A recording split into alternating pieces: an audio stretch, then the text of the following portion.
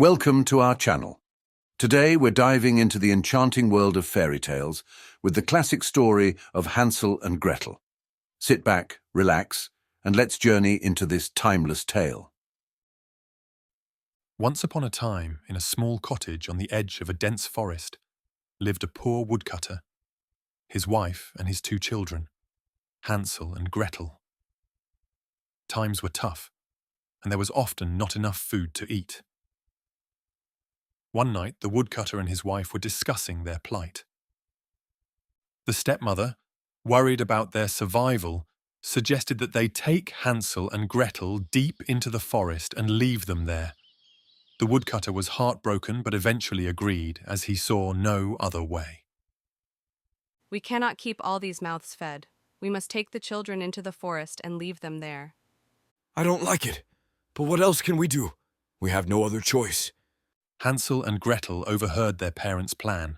Hansel, being a clever boy, decided to gather white pebbles and fill his pockets with them. He had a plan to find their way back home. Hansel, what are you doing? Don't worry, Gretel. I'll make sure we find our way back home. The next day, the woodcutter led Hansel and Gretel deep into the forest. Hansel dropped pebbles along the way to mark their path. After a while, their parents left them, promising to return. But Hansel and Gretel knew better. Hansel, I'm scared. What if they don't come back? It's okay, Gretel. Look at the pebbles I dropped. We can follow them back home.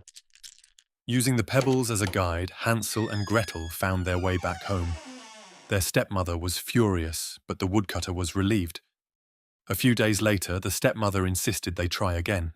This time, Hansel couldn't gather pebbles, so he used breadcrumbs instead. I'll use breadcrumbs this time. They will help us find our way back. Once again, they were led deep into the forest. Hansel dropped breadcrumbs along the way, hoping to find their way back. But when they tried to follow the breadcrumb trail, they found it had been eaten by birds. Lost and hungry, they wandered until they stumbled upon a house made of candy and sweets. Hansel, look! A house made of candy! Delighted, Hansel and Gretel began to eat the candy. Suddenly, an old woman appeared. She invited them in, offering more food and a place to stay. Come in, my dears. You must be starving. Have more food and rest. But the old woman was a wicked witch. She locked Hansel in a cage, intending to fatten him up and eat him. Gretel was forced to do chores around the house. Gretel, be brave. We'll find a way out of this. Work harder, little girl. Your brother needs to be fattened up. Days passed, and Hansel cleverly used a bone to trick the witch into thinking he was still skinny. One day, the witch grew impatient and decided to eat Hansel anyway. She asked Gretel to check the oven. Check the oven, girl. Make sure it's hot enough. I'm not sure how. Can you show me? Gretel pretended not to understand. As the witch demonstrated, Gretel seized the moment and pushed her into the oven, slamming the door shut. Now, Hansel, we're free! Gretel freed Hansel, and together they discovered the witch's treasure. They filled their pockets and found their way back home.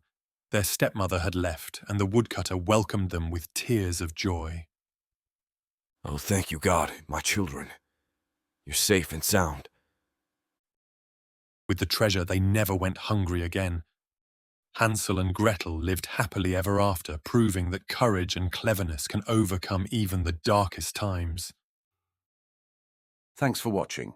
If you enjoyed this story, don't forget to like, subscribe, and share for more magical tales. Do you have a favorite fairy tale? Let us know in the comments below. Until next time, happy storytelling.